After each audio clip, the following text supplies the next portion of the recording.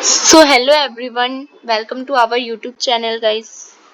So guys, इस video में हम बात करेंगे जितने भी स्टूडेंट है, आप लोग जितने भी स्टूडेंट ये वीडियो देख रहे हो, अगर आप लोग बीए प्रोग्राम के स्टूडेंट हो और सेमेस्टर 5th के स्टूडेंट हो, तो जितने भी स्टूडेंट सेमेस्टर 5th में है एंड बीए प्रोग्राम में है और आप लोगों के पास ये सब्जेक्ट है हिस्ट्री ऑफ इंडिया 1700 से 1857, तो ये वीडियो आपके लिए होने वाली है। तो आज हम इस वीडियो में करेंगे हिस्ट्री ऑफ इंडिया का, जो कि 1700 से 1857 जिसके पास भी सब्जेक्ट है उसका यूनिट नंबर 3rd। तो unit number 1st and unit number 2nd मैं ऑलरेडी करा चुकी हूँ। अगर आपने वो वीडियो नहीं देखी हो तो डिस्क्रिप्शन में आपको लिंक मिल जाएगा, या आप हमारे प्लेलिस्ट में जा सकते हैं। प्लेलिस्ट का नाम है हिस्ट्री ऑफ इंडिया 1700 से 1897। अगर आप यूट्यूब पे लिखोगे कि Roma Jaiswal history of India 1700 से 1857 प्लेलिस्ट, तो आपके पास प्लेलिस्ट पूरी आ जाएगी, जितने भी वीडियो इसके रिलेटेड मैंने डाली है सिलेबस के साथ। तो आपको इसके नोट्स भी मिल जाएंगे डिस्क्रिप्शन में, या तो आप हमारे टेलीग्राम लिंक मिल जाएगा आपको डिस्क्रिप्शन में, उसको ज्वाइन करके आप वहाँ से भी ये नोट्स ले सकते हैं। तो ये video Hindi medium and English medium दोनों स्टूडेंटों के लिए होने वाली है। इसमें जो नोट्स है वो भी आपको दोनों मीडियम में मिल जाएंगे। तो आज हमें करना है यूनिट नंबर 3। तो यूनिट नंबर 3 है हमारा making of a colonial economics. हमें पढ़ना है यूनिट 3 में औपनिवेशिक अर्थव्यवस्था का निर्माण कैसे हुआ था भारत में, कैसे ब्रिटिश साम्राज्य जो था उसकी जो अर्थव्यवस्था का निर्माण भारत में कैसे हुआ था।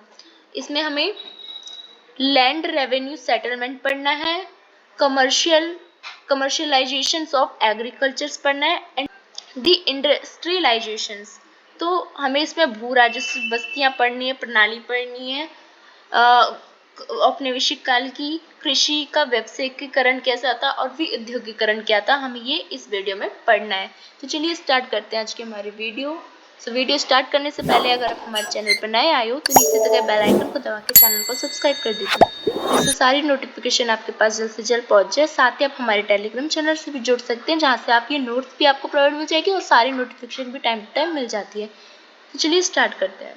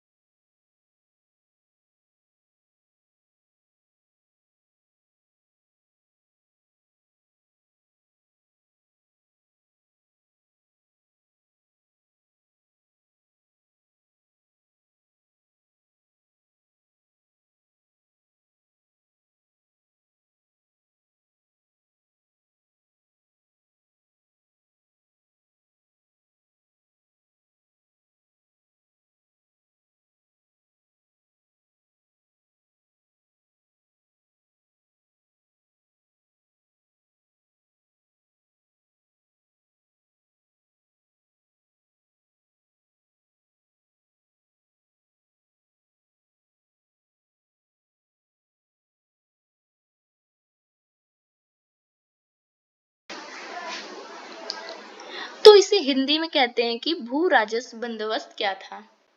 तो भू राजस्व बंदोबस्त के अंतर्गत जो अंग्रेज थे उन्होंने 3 तरह के सिस्टम लागू किए थे हमारे भारत में टैक्स वसूलने के लिए। तो चलिए जानते हैं। तो ब्रिटिशों द्वारा भारत से अधिकतम वित्तीय लाभ लेने के लिए सबसे पहले भू राजस्व बंदोबस्त को लागू किया गया था।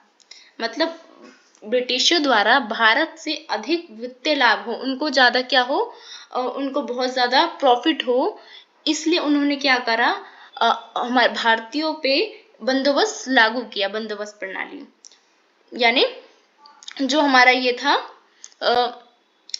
परमानेंट सेटलमेंट, इसको लागू किया। मुख्य रूप से भारत में 3 प्रकार के बंदोबस्त प्रणाली पाए जाते हैं।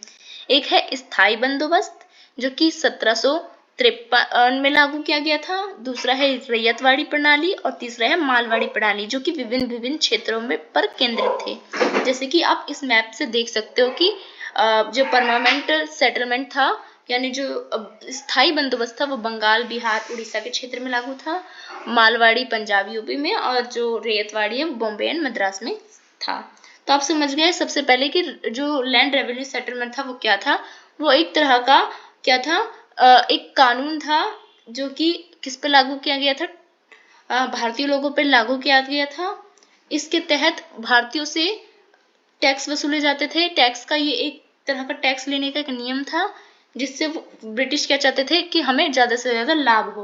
और ये प्रणाली 1753 से स्टार्ट होती है और ये 3 तरह की थी, रैयतवाड़ी, मालवाड़ी और स्थायी बंदोबस्त, जो कि अलग अलग क्षेत्रों में अलग अलग नाम से जानी जाती थी और अलग अलग इसका थोड़ा सिस्टम भी था। तो बेसिकली आप इसका इंट्रोडक्शन जान गए होगे लैंड रेवेन्यू सेटलमेंट का। अब जानते हैं, हम एक एक करके जानते हैं कि क्या था ये स्थायी बंदोबस्त, क्या था मालवाड़ी बंदोबस्त, क्या था रैयतवाड़ी क्या था। तो सबसे पहले जानते हैं हम स्थायी बंदोबस्त के बारे में, यानी परमानेंट सेटलमेंट के बारे में। तो जो हमारा स्थायी बंदोबस्त था इसे 1793 में लॉर्ड कॉर्नवालिस द्वारा बंगाल में सबसे पहले लागू किया गया था। तो आप नाम याद रखिएगा, ये लॉर्ड कॉर्नवालिस द्वारा लागू किया गया था 1793 में। पर जो हमारा परमानेंट सेटलमेंट है उसे बंगाल में लॉर्ड कॉर्नवालिस द्वारा क्या किया गया था, इम्प्लीमेंट किया गया था। तो इसके अंतर्गत क्या होता था, जिसमें जमींदारों से एक निश्चित राजस्व वसूलने की व्यवस्था की गई थी। अब ये था क्या स्थायी बंदोबस्त। स्थायी बंदोबस्त में क्या था, जो जिस भी क्षेत्र में लागू होता था उसमें जमींदार तो होते थे। अब टैक्स कौन वसूलता था, जमींदार टैक्स वसूलता था किसानों से। किसान टैक्स देते थे जमींदारों को और जमींदार टैक्स किसे देता था, अंग्रेजों को देता था। मतलब टैक्स देने का पहला था जमींदार और दूसरा था जैसे कि किसान सबसे नीचे और तीसरा कौन था, अंग्रेज। तो क्या करते थे, ये जो हमारे जमींदार होते थे किसान से टैक्स लेते थे और फिर किसे देते थे, अंग्रेजों को देते थे। ये बंदोबस्त, स्थायी बंदोबस्त का ये प्रणाली थी। तो एक निश्चित अमाउंट क्या किया गया था, फिक्स किया गया था अंग्रेजों द्वारा। अंग्रेजों ने एक फिक्स अमाउंट लगाया था किस पे, जमींदारों पे, कि आपको हमें इतना देना पड़ेगा उनसे वसूली करके किसानों से। तो अब जमींदार कितना भी वसूली करे किसानों से उसका परवाह नहीं है, पर हाँ चाहे किसान दे चाहे ना दे, पर जो जमींदार है उसको देना ही पड़ेगा हर महीने इतना पैसा, जो उसके अंग्रेज होते हैं उन्हें। चाहे टैक्स कम लगाया जाए ज्यादा लगाया जाए, फसल अच्छी हो ना हो, अंग्रेज जो किसान है वो दे पाए चाहे ना दे पाए, वो उनका झंझट नहीं रहता था। मतलब जानते थे वो अंग्रेज कि हम कभी फसल अच्छी होगी नहीं होगी तो हम किसानों से डायरेक्ट तो टैक्स ले नहीं सकते। तो उन्होंने जमींदार को बीच में मोहरा बनाया कि जमींदार लेंगे टैक्स, अब वो मार के ले, पेट के ले, काट के ले, कैसे भी ले, पर हमें एक निश्चित समय पे इतनी राशि आ जाना चाहिए। तो यही था। तो जमींदारों को भूमि का स्थायी मालिकाना हक मिला। क्या करा, ब्रिटिशों ने इन कुछ जमींदारों को एक एरिया दिया, एक मालिक बना दिया उस एरिया का, लेकिन उन्हें ब्रिटिश सरकार को एक निश्चित राशि का भुगतान करना होता था एक निश्चित समय पे। समय भी निश्चित था कि उसी समय पे आपको उस दिन इतनी निश्चित राशि आपको देनी पड़ेगी। किसको, जमींदार को देनी पड़ती थी, ब्रिटिशों को। किससे लेके, किसानों से लेके, उस एरिया की, जो एरिया जो अंग्रेज है उसने जमींदारों को दे रखी है। हालांकि इस प्रणाली ने जमींदारों पर किसानों से अधिकतम जो है किराया वसूलने का दावा डाला। इस प्रणाली में क्या हुआ, जमींदारों पर क्या करा, किसानों ने सबसे ज्यादा टैक्स लेना स्टार्ट कर दिया, क्योंकि जमीन किसके हाथ में आ गई, जमींदारों के हाथ में आ गई। जमींदारों ने ज्यादा से ज्यादा टैक्स लेना स्टार्ट कर दिया, चाहे किसानों की फसल अच्छी हो चाहे बर्बाद हो जाए। कभी अच्छी फसल हो तब भी उतना ही पेमेंट देना पड़ता था उन्हें, और खराब हो उनके पास पैसे नहीं रहते थे फिर भी उनको देना ही पड़ता था। क्यों, क्योंकि जमींदार मार काट के ले लेते थे, और क्योंकि जमींदार को भी क्या करना पड़ता था, जो ब्रिटिश ईस्ट इंडिया कंपनी है उसको टाइम टू टाइम देना पड़ता था। अगर उस डेट पे नहीं दिया जाता था ना, तो जमींदार की जो हवेली होती थी उसको नीलाम कर दिया जाता था और उनकी संपत्ति छीन ली जाती थी, जिससे किसानों का शोषण होता था।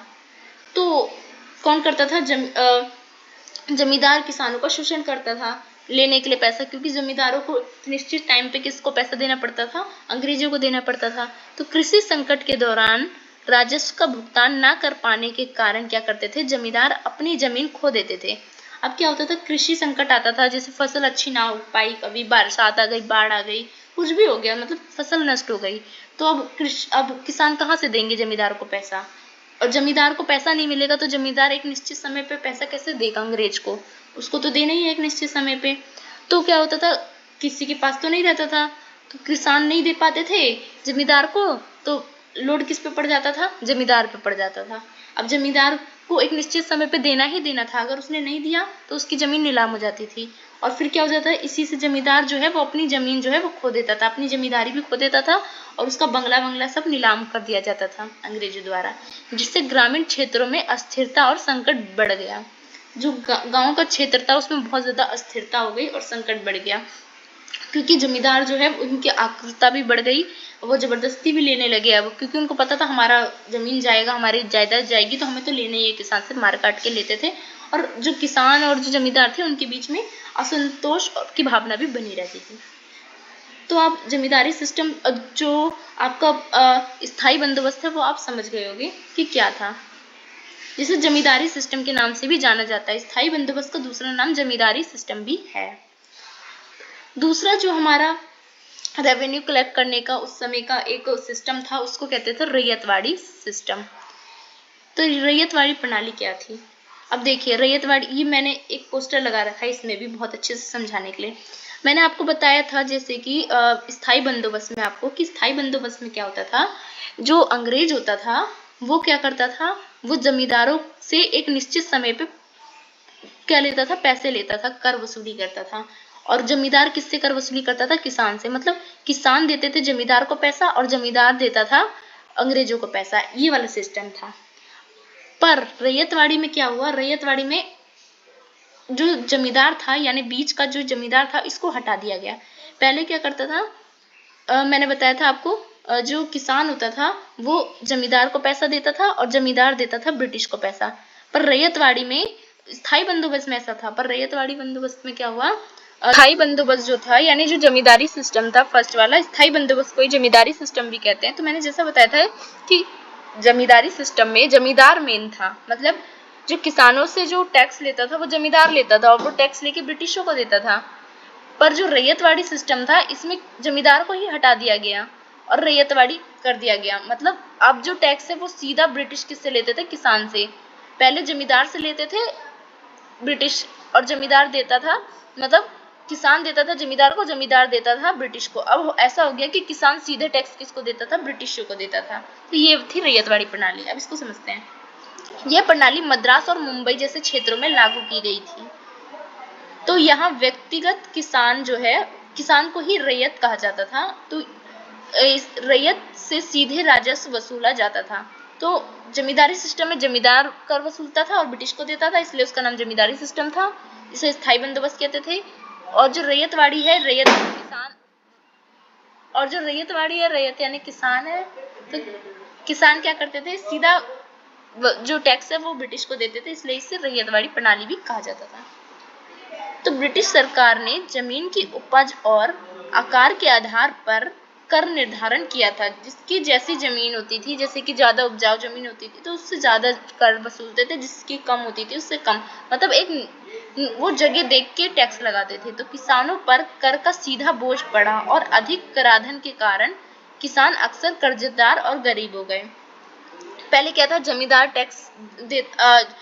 को ही टैक्स देना पड़ता था ब्रिटिश को, जमींदारी सिस्टम में तो एक निश्चित अमाउंट देता था वो ब्रिटिश को। बट क्या हो गया, अब एक निश्चित अमाउंट नहीं मांगता था ब्रिटिश ईस्ट इंडिया कंपनी। अब इसने कहा कि मैं तो अब निश्चित अमाउंट नहीं लूंगा, क्योंकि पहली बात तो जमींदार को इसने हटा दिया। अब किसान से ये कहता था तुम्हारी जैसी जमीन होगी, जैसी फसल होगी, मैं उसके हिसाब से लूंगा। तो ये बहुत ज्यादा टैक्स लेने लगा, जिससे जो किसान है उसका शोषण होने लगा। तो आप रैयतवाड़ी सिस्टम भी समझ गए होगे क्या था। अब तीसरी जो सिस्टम थी उसको कहते हैं मालवाड़ी सिस्टम। तो मालवाड़ी सिस्टम क्या था, मुख्यतः उत्तर पश्चिम प्रांतों में लागू था मालवाड़ी सिस्टम। ये प्रणाली जो है उत्तर पश्चिम, जो हमारा यूपी है और पंजाब का क्षेत्र है, उस साइड ये लागू था। तो ये प्रणाली गांव के समूह से सामूहिक रूप से राजस्व वसूलने पर आधारित थी। मतलब मालवाड़ी सिस्टम में क्या होता था, जो गांव है उसके समूह से एक राजस्व वसूलने की एक परंपरा थी। यद्यपि कर बोझ सामूहिक रूप से साझा किया गया था, लेकिन यह फिर भी गांव पर भारी जो दबाव था वो डालता था, जिससे ग्रामीण कर्ज में डूबते चले गए। इन भू राजस्व बंदोबस्त का उद्देश्य जो था वो क्या था, मतलब मालवाड़ी सिस्टम में एक जो क्या होता था, जो एक गांव का जो समूह होता था, गांव का समूह, उससे टैक्स वसूला जाता था। देखो, पहला सिस्टम जो था वो था स्थायी बंदोबस्त। स्थायी को ही जमींदारी व्यवस्था भी कहते हैं, क्योंकि जमींदार का इसमें मेन रोल था। जमींदार टैक्स लेता था किसान से और किसान से टैक्स लेके देता था ब्रिटिश ईस्ट कंपनी को। और जो हमारे रैयतवाड़ी था, रैयत यानी किसान होते हैं, तो इसमें क्या करा था, इसमें जमींदारों को हटा दिया गया था और रैयत से सीधा टैक्स कौन लेता था, ब्रिटिश इंडिया कंपनी लेती थी, यानी किसान से। और तीसरा था मालवाड़ी सिस्टम, जिसमें एक गांव के समूह से टैक्स लिया जाता था। तो आप ये तीनों प्रणाली समझ गए होंगे। तो ये प्रणाली लागू करने का उद्देश्य क्या था, ब्रिटिश इंडिया कंपनी का उद्देश्य था कि सरकार के लिए उच्च और स्थिर राजस्व उत्पन्न करना था। मतलब इस ब्रिटिश का एक उद्देश्य था कि वो अपनी कंपनी के लिए, अपनी सरकार के लिए एक ज्यादा से ज्यादा बेनिफिट और टैक्स वसूले और एक स्थिर टैक्स वसूले, मतलब टैक्स में कमी ना आए, इसलिए उन्होंने ये सिस्टम लागू किया था। लेकिन इसके परिणाम स्वरूप क्या हुआ, ग्रामीण भारत में बड़े पैमाने पर कृषि संकट आ गई, क्योंकि ये सारी सिस्टम जो थी वो किसानों का शोषण कर रही थी। किसान को चाहे फसल उगे ना उगे, उनको टैक्स तो देना ही पड़ता था। तो ये किसानों पे ज्यादा बोझ बढ़ी और किराएदारों का शोषण और आर्थिक अस्थिरता फैल गई। जो किराए पे किसान काम करते थे उनके लिए भी बोझ बन गया और आर्थिक स्थिरता फैल गई। मतलब अब आर्थिक संकट जैसा आगे किसानों के लिए खाने पीने की लाली पड़ गई। तो ऐसा था। तो आप ये तीनों सिस्टम समझ गए होंगे। तो हमें पढ़ना है हमारे जो यूनिट है उसका सेकंड टॉपिक। सेकंड टॉपिक में हमें पढ़ना था कमर्शलाइजेशन ऑफ एग्रीकल्चर, यानी कृषि का व्यापारीकरण कैसे हुआ था ब्रिटिश यानी औपनिवेशिक काल में ब्रिटिशों द्वारा। तो ब्रिटिशों ने कृषि का जो व्यापारीकरण है वो भी बढ़ा दिया था। मतलब कृषि का व्यापारीकरण कैसे बढ़ाया था, जो पारंपरिक रूप से आत्मनिर्भर कृषि प्रणाली से पूरी तरह से अलग था। मतलब जो शुरू से परंपरा चली आ रही थी ना कृषि करने की, वो कृषि परंपरा को हटा दिया था और कृषि में एक नया चीज जोड़ दिया गया था औपनिवेशिक द्वारा, मतलब अंग्रेजों द्वारा। क्या थी वो चीज, इस प्रक्रिया में किसानों को घरेलू उपभोग के खाद्य फसलों के उत्पादन से हटाकर, अब क्या पहले क्या करते थे किसान, जो पारंपरिक किसान होते थे भारत के, वो एक अपने ही खाद्य चीज को उगाते थे। मीन्स दाल चावल जो उनकी मतलब खाने की उपयोग की चीज थी वही उगाते थे, क्योंकि आत्मनिर्भर कृषि होती थी भारत में। किसी के देने के लिए तो वो करते नहीं थे, अपने लिए कृषि करते थे, क्योंकि पहले तो कृषि प्रधान देश था भारत। तो अब अंग्रेजों ने इस चीज को हटा दिया। इसमें क्या कर दिया, पारंपरिक को हटा के आत्मनिर्भर प्रणाली को हटा के क्या करा इसने नए नए चीज किसानों को उगाने के लिए बोला। अब इन्होंने किसानों को मजबूर किया दूसरी चीज उगाने को, जो वो उगाते थे उससे हटकर। मान लिया जाए कपास उगाने को इससे कहा, नील उगाने को कहा, चाय उगाने को कहा, अफीम उगाने को कहा, जूट उगाने को कहा। ऐसी नगदी जो फसलों की खेती के लिए उन्हें मजबूर किया गया। अब किसान तो खाने पीने की चीज उगाते थे जो उनकी मतलब पूरा हो जाए, बट इन्होंने कपास, नील, चाय, अफीम ये सब चीजें उगाने को कहा। और ये सब चीज से किसान का तो पेट तो भरेगा नहीं। और ये व्यापार इसका भी कौन करता था, ब्रिटिश ईस्ट इंडिया कंपनी करती थी। और ये जो कपास जो होता था ना, ये कपास नील की खेती जो होती थी, अफीम की खेती, ये भूमि को भी बंजर जैसा बना देती थी। तो किसानों के लिए ये भी एक बड़ी समस्या थी।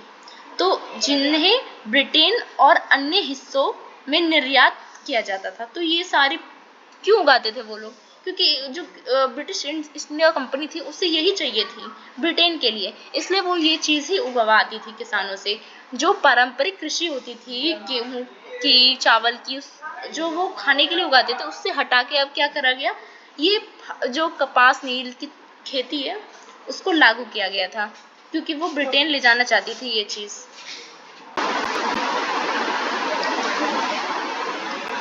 तो हम जानते हैं कृषि का व्यापारीकरण, हमने इंट्रोडक्शन जान लिया, अब जानते हैं किस किस तरह से हुआ था। तो पहला थी जो नील और अफीम की खेती के द्वारा। तो जैसे मैंने आपको बताया ऊपर, नील की खेती, अफीम की खेती, चाय की खेती और कपास की खेती द्वारा किया गया था। पारंपरिक कृषि को हटा के अब नील, अफीम, चाय और कपास उगाया जाता था किसानों द्वारा, जिससे किसानों का क्या होता था, शोषण होता था, क्योंकि ये तो ब्रिटेन के लिए उगाया जाता था, भारत में तो इसके ज़्यादा वो थी नहीं, और ये सारा टैक्स भी वसूल लेते थे इससे किसानों से अंग्रेज। तो नील की खेती और अफीम जानते हैं। तो नील की खेती का सबसे प्रारंभिक जो उदाहरण मिलता है हमें देखने को, वो विशेष रूप से बंगाल और बिहार में मिलता है। मतलब बंगाल और बिहार के क्षेत्र में अफीम और जो नील है वो उगाए जाते थे, जबरदस्ती किसानों द्वारा उगवाए जाते थे। मतलब ब्रिटिश ईस्ट इंडिया कंपनी किसानों से उगवाती थी। ब्रिटिश बागान मालिकों ने क्या किया, किसानों को बेहद कम कीमत पर, बहुत कम कीमत पर नील की खेती करने को अनुबंध कर दिया, यानी बाध्य कर दिया कि बहुत कम पैसे में, बहुत कम किराए, जो मालिक होते थे वो क्या करते, किराए के किसान रखते थे, जो होते थे दिहाड़ी पे जो किसान काम करते हैं, बहुत कम पैसे में उन किसानों से काम कराने लग गए थे वो लोग, जिससे व्यापक विरोध भी हुआ, बहुत सारे किसानों ने विरोध भी किया, जिसका सबसे बड़ा उदाहरण हमें 1859 से 60 का नील विद्रोह हमें देखने को मिलता है, जो कि किसानों द्वारा किया गया था अंग्रेजों के खिलाफ, क्योंकि वो बहुत कम दामों पे एक नील की खेती और जो अफीम की खेती है वो किसानों से कराते थे, और बहुत ज़्यादा टैक्स भी लगाते थे, जिससे किसानों को कुछ बचता भी नहीं था, और वो पारंपरिक खेती भी नहीं करते थे जिससे कि वो खा भी सके, क्योंकि पारंपरिक खेती में वो खाने की चीज़ उगाते थे तो वो खा भी लेते थे, उनके खाने के भी लाले पड़ गए और पैसे भी कम दिया जाता था, मेहनत भी ज़्यादा कराई जाती थी। और नील और अफीम की खेती से क्या होता था, बंजर भी भूमि धीरे धीरे होने लगती थी, तो किसान का तो पूरा शोषण होता था इसमें, इसलिए किसान ने विद्रोह भी कर दिया था। इसी तरह से भारतीय किसानों को अफीम की खेती के लिए भी मजबूर किया गया, जिससे चीन में निर्यात किया जाता था। अभी ब्रिटिश ईस्ट इंडिया कंपनी क्या करती थी, अफीम को चीन में निर्यात करती थी, मतलब बेचती थी, एक्सपोर्ट करती थी, इसलिए वो लोग किसानों से ये खेती करवाया करते थे। अब जानते हैं चाय और कपास की खेती के बारे में। तो ब्रिटिशों ने असम में चाय के बागानों और पश्चिम भारत में कपास की खेती का विस्तार किया, बहुत ज़्यादा। अब क्या करा, यहाँ के किसान जो थे, अब बंगाल के और जो असम के किसान थे, उससे क्या बोला कि अब आप चाय और कपास उगाओ जबरदस्ती कम पैसे में। और कपास जो है वो ब्रिटेन के कपड़ा उद्योग के लिए आवश्यक था। अब ब्रिटिश इंडियन, आपको पता है प्राचीन काल से जो भारत के वस्त्र है ना, कपड़े, कपास, कॉटन, वो बहुत ज़्यादा फेमस है पूरे वर्ल्ड में ही। तो सबसे ज़्यादा प्रोडक्शन जो भारत से होता था, तो ब्रिटेन ने सबसे ज़्यादा इस पे फोकस किया कि आप कपास उगाओ अब। तो भारत इसका एक प्रमुख आपूर्तिकर्ता बन गया, मतलब अब भारत से ही सबसे ज़्यादा कपास क्या होता था, वो जाता था ब्रिटेन। लेकिन इस बदलाव के दुष्परिणाम भी थे। क्या हुआ, नकदी फसलों की खेती के कारण क्या हुआ, खाद्य फसलों का जो उत्पादन है वो घटने लगा। अब ये नकदी फसलें होती थी, कपास, नील, अफीम, जो है ये नकदी फसलें कहलाती है, मतलब बेचने वाली फसलें, इसको खाया तो जाएगा नहीं। तो जो पारंपरिक कृषि होती थी ना पहले भारत में, जिसमें फसल उगाए जाते थे, वो घटने लगा। अब क्या होने, अनाज की कमी होने लगी। पहले गेहूं, चावल, भारत तो कृषि प्रधान देश था, यहाँ तो खाने की कमी ही नहीं थी, क्योंकि सब खेती करते थे, हद से ज्यादा लोग, और सब खाने की चीज उगाते थे। पर जो नकदी फसल उगने लगी तो खाने की कमी पड़ गई, क्योंकि खाने की फसलें कम उगने लगी, जिससे भोजन में कमी आ गई और अकाल जैसी स्थिति भी भारत में उत्पन्न हो गई। तो ये कह सकते हो कि आप औपनिवेशिक काल के कारण अपनी अर्थव्यवस्था जो थी भारत की, उस पर प्रभाव पड़ा, क्योंकि अब साफ प्रभाव पड़ रहा है, आप देख सकते हो, क्योंकि ये सारी नकदी फसल जो उगाई जा रही है ब्रिटिशों द्वारा, नील की, अफीम की, चाय की, कपास की, उससे क्या हो रहा है, भारत में अब खाने की फसलें कम उग रही है। तो पहले जो अनाज का भंडार था वो अब कम हो रहा है, तो अर्थव्यवस्था पे पड़ रहा है ना, क्योंकि खाने का अकाल पड़ गया, तो अर्थव्यवस्था कैसी हो गई, डम हो गई, खाने को लोगों के लाले पड़ रहे हैं। तो और टैक्स सिस्टम भी इतना ज्यादा था कि लोग क्या हो रहे थे, टैक्स नहीं दे पा रहे थे, इससे भी लोगों में गरीबी हो रही थी। तो आर्थिक, आप देख रहे हो आर्थिक परिवर्तन आ रहा है, साफ साफ पता लग रहा है। तो जो कृषि का व्यापारीकरण था वो भारतीय अर्थव्यवस्था को वैश्विक बाजार पर निर्भर बना दिया था। मतलब अब क्या था, पहले पारंपरिक कृषि जो हो रही थी उसमें क्या हो रहा था, भारत के पास बहुत सारे खाने की अनाज थी, भंडार थी, भारत ही दूसरे देश को बेचता था खाने का सामान, ऐसा भारत, क्योंकि भारत में बहुत ज्यादा मतलब खाने पीने का गेहूं, आटा, चावल ये सब उगाए जाते थे और भारत खुद दूसरे देशों को बेचता था खाने का सामान। पर ये जो ब्रिटिश ईस्ट इंडिया कंपनी आया ना और इन्होंने कृषि का व्यापारीकरण कर दिया ना, व्यापार के लिए, मतलब अब वो नगदी फसलें उगाने लगे, कपास जैसे, नील जैसे, जो खाया ना जाए, तो अब तो हमारे जो खाने पीने की कमी चीज थी उसमें कमी आने लगी। अब हम जो हमारे वैश्विक बाजार थे उस पर निर्भर हो गए। अब पहले हम जो खुद अपना अनाज दूसरों को बेचते थे, अब हमें दूसरों से खरीदने की जरूरत पड़ गई। अब हम वैश्विक बाजार पर निर्भर हो गए, विश्व के बाजार पे। अब हम दूसरे देश से खरीदेंगे अनाज तब खाएंगे, ऐसी नौबत आ गई थी हमारी, जिससे यह कीमतों में उतार चढ़ाव और ब्रिटिश नीतियों के प्रति संवेदनशील हो गई। तो ये उतार चढ़ाव क्या हुआ, हमारे लिए तो बहुत ज्यादा कीमत पे मिलने लगा, क्योंकि देखो भारत में उगेगा कोई चीज, अब आपके मोहल्ले में कोई चीज मिल रही है वो तो सस्ती मिलेगी। अब आप बाहर का चीज खरीदने जाओगे तो वो तो जिसे बाहर से आ रहा है तो टैक्स लग कर आएगा, तो वो तो आपको पता ही है महंगी मिलेगी वो चीज, तो वो अनाज भी बहुत ज्यादा महंगा मिलने लगा। हमारे लिए तो वो मुश्किल हो गई, पर जो ब्रिटिश ईस्ट इंडिया कंपनी थी उनके लिए ये आसान हो गई, क्योंकि उनको तो फायदा होता था, क्योंकि उनके देश से और देशों से आता था। तो इसके साथ ही ग्रामीण भारत में पूंजीवाद बाजार व्यवस्था का प्रवेश हुआ। अब क्या हुआ, भारत में पूंजीवादी व्यवस्था का बहुत ज्यादा प्रवेश होने लगा था। पूंजीवाद जानते हो आप, एक देश से दूसरे देश में व्यापार होता है, दूसरी कंपनी हमारे देश में आती है, तो वैसे ही हो रहा था। अलग अलग डच, पुर्तगाली, ब्रिटेन हमारे देश में आ रही थी, तो पूंजीवाद का प्रवेश तो हो रहा था ना भारत में। हम तो नहीं जा रहे थे दूसरे देश में व्यापार करने, पर दूसरे वाले तो हमारे देश में आ ही रहे थे, तो पूंजीवाद तो हो ही रहा था।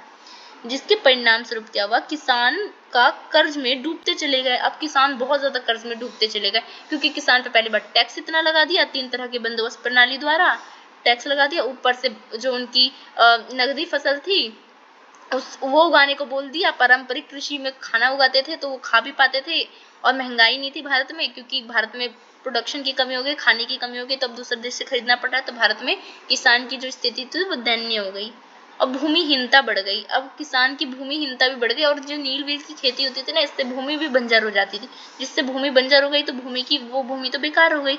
साहूकारों पर उनकी निर्भरता बढ़ गई। अब क्या हो गया, साहूकार जो होते थे वो कर्ज देते थे किसानों को, कि अब वो किसान क्या करते थे, साहूकार से कर्ज लेते थे और खेती करते थे।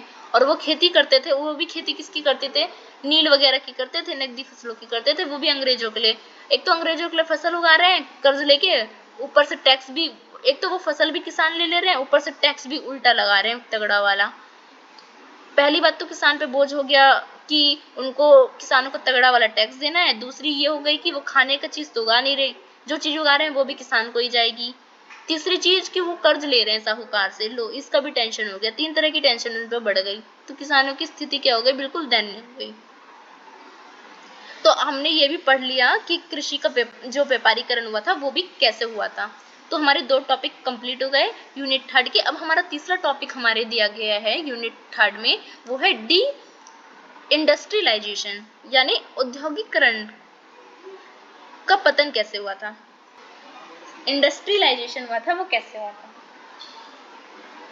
तो जानते हैं हम कि जो हमारा जो औद्योगिकरण था उसका पतन कैसे हुआ था। मतलब कृषि कृषि के व्यापारीकरण से, जो हमने इससे पहले करा, कृषि का व्यापारीकरण हुआ था, मतलब कृषि जो किसान थे उससे नकदी फसलें उगाई जा रही थी, किसानों पर टैक्स लगाया जा रहा था, किसानों की पारंपरिक जो कृषि थी उसको बदल के अब नकदी फसलें उगाने लगे। तो ये सारी परंपराओं ने क्या करा, मतलब कृषि व्यापारीकरण को बढ़ावा देने के साथ साथ क्या हुआ, ब्रिटिशों ने भारत के पारंपरिक उद्योग थे जो, अब देखो किसानों पे तो उन्होंने अटैक किया, मतलब पारंपरिक जो वो चीज उगाते थे हम लोग खाना पीना, उसको बंद करवा के उन्होंने फालतू चीजें उगवाई। साथ में उन्होंने जो हमारे पारंपरिक धंधे होते थे ना, जैसे कि कोई छोटे छोटे हमारे गांव में आज भी होते हैं, जैसे कि कोई मटका बनाता है, कोई मतलब छोटी छोटी चीजें, कोई कपड़ा बनाने की फैक्ट्री, हमारे जो पारंपरिक जो उद्योग थे ना उसको भी नष्ट कर डाला इन लोगों ने। विशेष रूप से हस्तशिल्प और जो कपड़ा उद्योग था उसका पतन हो गया। इसलिए हम कहते हैं कि औद्योगिकरण का पतन हो गया, क्योंकि हमारे जो हाथ से बनाई हुई चीज जो मिलते थे, हैंडमेड चीज भारत में, अब उसको खत्म कर दिया अंग्रेजों ने। क्योंकि क्या करते थे वो लोग, भारत से कच्चा माल ले जाते थे यूरोप में, और यूरोप से माल बना के आते थे और महंगे दामों पे भारत में बेचते थे। तो ब्रिटिश ईस्ट इंडिया कंपनी क्या करती थी कि जो हमारे हस्तशिल्प थे, जो हाथ से सामान बनाते थे। अब जो हाथ से सामान बनाएगा उसको टाइम तो लगेगा बनाने में, तो टाइम लगता था, इसलिए वो पैसे ज्यादा लेते थे, तो हमारे थोड़े महंगे प्रोडक्ट बिकते थे। बट उन्होंने क्या किया, भारत से ही कच्चा माल ले जाना स्टार्ट कर दिया और यूरोप से वो माल जल्दी से जल्दी बना के वो लोग भारत में सस्ते दामों पे बेच देते थे, क्योंकि वहां पे मशीन बहुत ज्यादा मशीनीकरण आ गई थी, क्योंकि वैज्ञानिक क्रांति यूरोप में ऑलरेडी हो चुकी थी, तो विज्ञान ज्यादा बहुत ज्यादा मशीन औद्योगिकरण हो चुका था भारत में, मतलब सॉरी यूरोप में, तो वहां से सस्ते दामों पे लाके बेच दिया करते थे ये लोग। तो जो हस्तशिल्प थे, जो हाथ से बनाने वाले लोग थे, उनका धंधा चौपट हो गया, क्योंकि वो लोग थोड़ा महंगा बेचते थे। तो ब्रिटिशों ने इनका भी जो उद्योग था उसको भी नष्ट कर डाला और कपड़ा उद्योग का भी पतन कर दिया गया। औपनिवेशिक शासन से पहले भारत का जो कपड़ा उद्योग था वो पूरे विश्व में सबसे बेहतरीन सूती और रेशमी वस्त्रों के लिए प्रसिद्ध था। पर इसके बाद क्या किया, ये लोग कच्चा माल जो कपास थे, पहले भारत से लोग सूती कपड़ा खरीदा करते थे, रेशमी कपड़ा खरीदा करते थे, बहुत ज्यादा फेमस था भारत। और फिर ये लोग क्या करने लगे, जब ये अंग्रेज आए तो अंग्रेजों ने क्या करा, जो सूती कपड़ा बनता है तो रेशम का उसका बनता है, कपास का, तो ये लोग कपास खरीद के कच्चा माल ब्रिटिश ले जाने लगे, वहां से सूती कपड़ा बना के सस्ते दामों पे पूरी दुनिया में बेचने लगे। अब पहले हम बेचते थे तो फिर ये बेचने लगे, तो जो कपड़ों का उद्योग था वो भी क्या हो गया, बिल्कुल चौपट हो, बिल्कुल जो कपड़े का उद्योग है वो भी बिल्कुल चौपट हो गया। तो भारतीय कपड़ा उद्योग का विनाश कैसे हुआ, तो ब्रिटिश औद्योगिक क्रांति के कारण मशीनों के निर्मित वस्त्रों का बड़े पैमानों पर उत्पादन होने लगा। ब्रिटिश में औद्योगिक क्रांति हो चुकी थी इस टाइम तक, वहां से जहां से कच्चा माल ले जाते थे कपास, और वहां से सूती कपड़ा बना के सस्ते दामों में भारत में बेच दिया करते थे। तो इससे क्या हुआ, भारत के जो लोग थे जो हाथों से बनाते थे उनका जो व्यापार था वो नष्ट हो गया।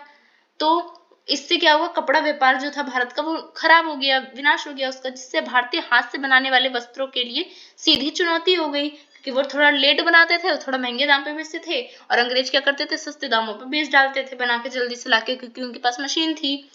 तो ब्रिटिशों ने भारतीय वस्त्रों पर भारी शुल्क लगा दिया था।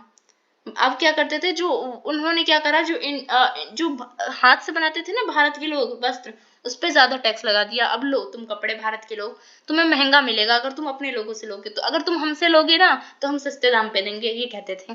तो उन लोगों ने अपने वस्त्र को सस्ते में बेचना चाहा, और जो भारत के लोग थे उस पर टैक्स लगा दिया उनके कपड़ों पे, कि लोग खरीदे ना पाए, हमारे कपड़े खरीदे, बस वो फायदा ही देखते थे।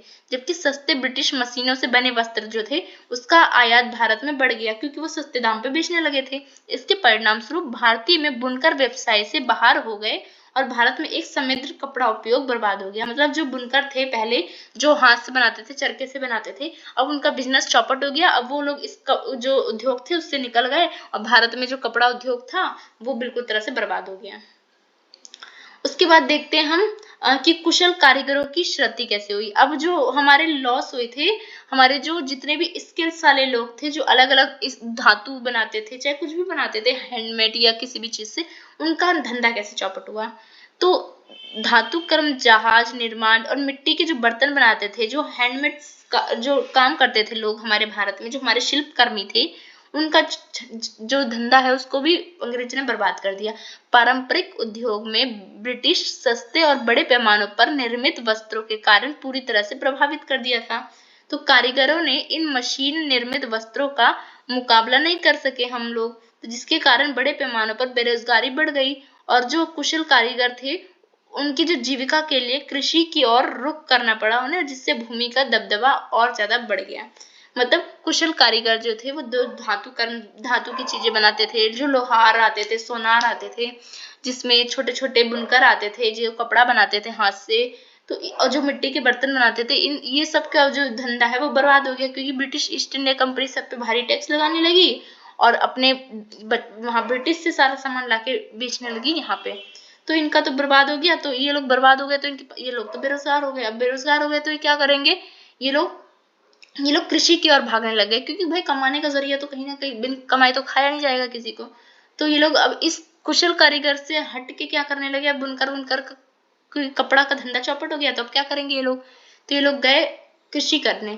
अब कृषि करने गए तो अब क्या होगा, हम कृषि करने जब ये लोग जाएंगे तो भूमि पर भी दबदबा बढ़ जाएगा, क्योंकि जब ज्यादा लोग कृषि करने आएंगे तो भाई भूमि भी तो चाहिए ना करने के लिए, तो भूमि पर भी क्या पड़ जाता है, असर पड़ जाता है।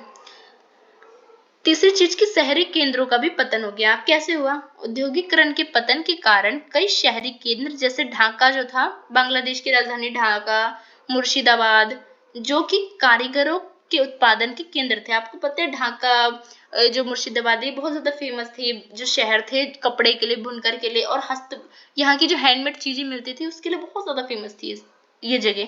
पर आर्थिक रूप से गिरावट की और ये गिरावट हुआ इन चीजों में, तो गिरावट हुआ तो ये मार्केट भी ठप पड़ गया। और जो हमारे शहरी केंद्र थे जो कि ढाका और मुर्शिदाबाद, वहां के लोग क्या हो गए, रोजगार की तलाश उनको होने लगी और वो ग्रामीण इलाकों या बम्बई या कलकत्ता ये औद्योगिक केंद्रों की ओर पलायन करने लगे। अब क्या करने लगे, जो हमारे बुनकर रहते थे वहां पे, हैंडमेड वाले ढाका और मुर्शिदाबाद में बहुत फेमस थे हैंडमेड जो कार्य करते थे, अब वो लोग के पास बेरोजगार हो गए। तो वो लोग भाई उनके एरिया में अगर काम नहीं मिलेगा, क्योंकि वो शहर था पहले वहां पे वो होते थे, तो वो लोग गांव की ओर भागने लगे, क्योंकि गांव की ओर कृषि होती थी। चाहे वो कृषि करने के लिए भागने लगे, चाहे वो मुंबई और कलकत्ता भागने लगे ब्रिटिश ईस्ट इंडिया कंपनी की कंपनी में काम करने के लिए। तो जो शहर थे ढाका और मुर्शिदाबाद, इसका भी पतन हो गया, क्योंकि यहाँ से लोग भाग रहे हैं दूसरी जगह काम करने के लिए। तो हम निष्कर्ष में कह सकते हैं कि औपनिवेशिक अर्थव्यवस्था का निर्माण जो है वो ब्रिटिश आर्थिक नीति द्वारा संचालित एक जटिल प्रक्रिया थी। यानी जो औपनिवेशिक अर्थव्यवस्था थी, जो अंग्रेजी द्वारा जो अर्थव्यवस्था लाई गई थी भारत में, उसने क्या करा, ब्रिटिश आर्थिक नीति द्वारा ये चालू की गई थी, संचालित की गई थी, प्रक्रिया थी, जिसका मुख्य उद्देश्य ये था कि भारत में धन का अधिकतम दोहन कर ब्रिटिश साम्राज्य को लाभान्वित करे। मतलब भारत का चाहे दोहन हो, इनका संसाधन चाहे इन पे टैक्स लगाए या मरे, इनको काम मिले ना मिले, इनका धंधा चौपट हो, इनका शहर चौपट हो, कुछ भी हो, पर हमें हमारी कंपनी को, हमारे ब्रिटिश ईस्ट इंडिया कंपनी को फायदा होना चाहिए। इनका मुख्य उद्देश्य ओनली यही था। तो भू राजस्व जो बंदोबस्त ने ग्रामीण जनता पर भारी दबाव डाला। अब भू राजस्व बंदोबस्त हमने सबसे पहले पढ़ा, जिसमें 3 तरह के हमारे बंदोबस्त प्रणाली थे, रैयतवाड़ी रैयतवाड़ी प्रणाली, जिसके अंतर्गत किसान डायरेक्ट टैक्स देती थी किसको, ब्रिटिश को, और जो हमारी स्थायी बंदोबस्त था जिसे जमींदारी व्यवस्था भी कहते हैं, जिसमें जमींदार टैक्स लेता था किसान से और किसान देता था किसको, हाँ, जो ब्रिटिश ईस्ट इंडिया कंपनी, उसे। जो हमारी मालवाड़ी थी उसमें गांव के रूप से टैक्स लिया जाता था। तो ये सारी हमारी राजस्व बंदोबस्त प्रणाली थी। तो इस प्रणाली ने बहुत ज्यादा टैक्स किसान से लेते थे ब्रिटिश ईस्ट इंडिया कंपनी, जिससे किसान और जो ग्रामीण क्षेत्र था उस पर बहुत ज्यादा क्या हुआ, दबाव पड़ा। कृषि के व्यापारीकरण ने भारत को वैश्विक बाजार की अर्थव्यवस्था के से संवेदनशील बना दिया। उसके बाद हमने पढ़ा कि हमने कृषि में व्यापारीकरण हुआ। कृषि में जब व्यापारीकरण हुआ तो क्या हो गया, अब जो हमारी पारंपरिक कृषि थी, जैसे जो हम धान चावल ये सब उगाते थे खाने पीने की चीज, अब वो हम नहीं उगा रहे हैं। ब्रिटिश के दबाव में आके हम क्या, अब हम नकदी फसल उगा रहे हैं, जिसमें हम नील कपास ये सब उगा रहे थे। तो ये तो हम खाएंगे नहीं, तो हम किस पे निर्भर हो गए, हम वैश्विक बाजार पे निर्भर हो गए। अब हमें अनाज जो है वो वैश्विक बाजार से खरीदना पड़ता था। उसके बाद औद्योगिकरण के पतन हो गए। औद्योगिकरण का पतन के प्रारंभिक उद्योगों को बर्बाद कर दिया। मतलब जो बुनकर थे, छोटे छोटे उद्योग करने वाले शिल्पकारी थे, जो हाथ से काम करते थे, उनका धंधा चौपट कर दिया मशीनों के आने से। इनका धंधा चौपट हो गया, ये लोग बर्बाद हो गए। ये लोग फिर क्या करने लगे, गांव की तरफ भागने लगे। तो इन सभी ने मिलकर भारत को ऐसी अर्थव्यवस्था बना दिया जो ब्रिटिश हितों पर निर्भर थी।